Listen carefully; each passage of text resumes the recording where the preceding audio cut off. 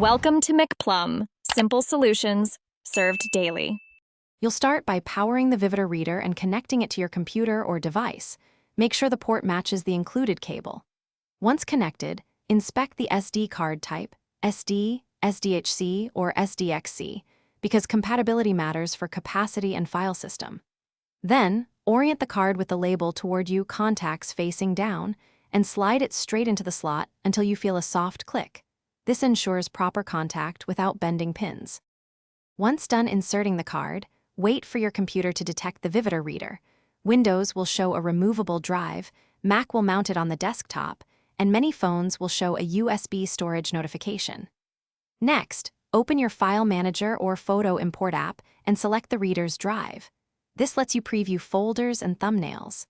Then copy, drag, or use the import function to move photos and videos to your chosen folder, which preserves timestamps and folder structure for easy editing later.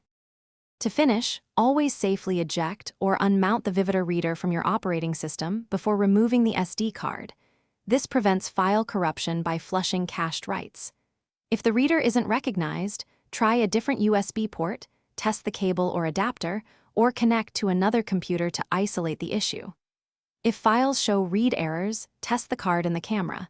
If readable there, back up immediately and reformat the card in the camera to restore stability.